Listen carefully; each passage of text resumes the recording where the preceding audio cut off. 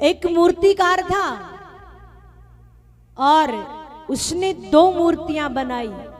Same, कोई फर्क नहीं उन मूर्तियों में, जरा बहुत भी फर्क नहीं। 2 मूर्ति बना दी और एक मेला लगा हुआ था, ले गया वहां पर, दोनों की रेट अलग अलग रख दी। एक की तो रख दी 10 रुपए, सेम है मूर्ति, मूर्तिकार भी वही है और उनमें कोई फर्क नहीं है जरा बहुत भी। एक मूर्ति की रेट रख दी 100 रुपए। आए जो भी लेने के लिए, रेट पूछे, मोल पूछे, भैया क्या मोल है इसका, तो वो मूर्तिकार कहता है ये 10 रुपए की है और ये 100 रुपए की है। लोग कहते हैं, इधर उधर उठा के देखे मूर्ति को, कहे महाराज मूर्ति तो सेम है, कोई फर्क नहीं है जरा बहुत भी, लेकिन रेट में, मूल्य में फर्क क्यों?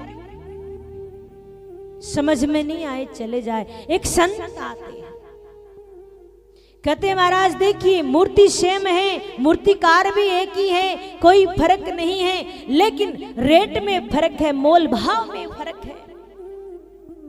इसका दिमाग खराब है, इसका 10 रुपए बता रहा है और ये हमारे दूसरे वाली थोड़ी जच रही है, थोड़ा मोल भाव अगर ये सही कर दे तो हम ले ले, इसके 100 रुपए बता रहा, कोई फर्क है नहीं।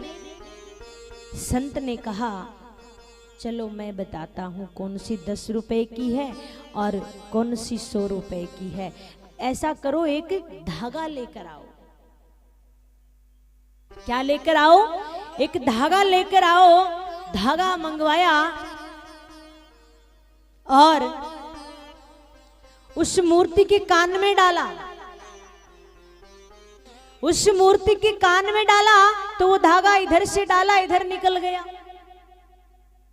उस संत ने कहा ये 10 रुपए की मूर्ति है। दूसरी मूर्ति के कान में डाला वो धागा और वो सीधा अंदर प्रवेश कर गया।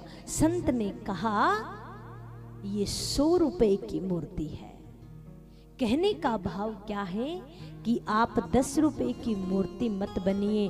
आपको जो भी बताया जाता है कथा में, इस कान से सुनकर, इस कान से मत निकालिए। आपको जो कथा में बताया जाता है, जो आपको ग्रहण करने योग्य बात है, वो आप इस कान से सुनकर अंदर तक उसको प्रवेश करवाइए और अपने आप पे धारण कीजिए। आपको कल क्या बताया गया था आपको याद नहीं है, इसका मतलब आप 10 रुपए की मूर्ति बनकर आए हैं। नहीं, आप 10 रुपए की मूर्ति बनकर मत बैठिए, आप 100 रुपए की मूर्ति बनकर बैठिए। कथा में जब आ जाते हो तो पीछे जो भी चल रहा है, घर पे कोई लड़ाई, कोई झगड़ा, कोई परेशानी, कोई पीड़ा, 3 घंटे के लिए भूल जाइए और आकर भगवान के चरणों में। आप यहाँ क्यों आते हैं? कथा में क्यों आते हैं? आपकी भी तो कोई इच्छा होती होगी कि मैं 3 घंटे कथा श्रवण कर रहा हूँ, क्या पता मेरा थोड़ा सा भी दुख दूर हो जाएगा।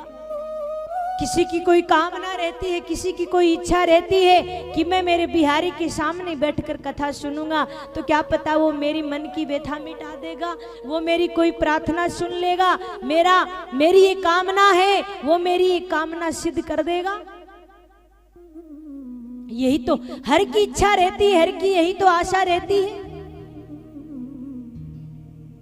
और ये मैं कहती हूं, अगर आप कथा में आए हैं और कथा में आकर अपने बड़े नियम से, शुद्ध मन से, पवित्र भाव से, मन में कोई गंदगी नहीं है, कोई छल नहीं है, कपट नहीं है, और आपने सर्वस्व अपने आप को भगवान के हवाले कर दिया है, तो ये मैं कहती हूँ कि मेरा शंभुनाथ आपकी हर समस्या को दूर कर देंगे।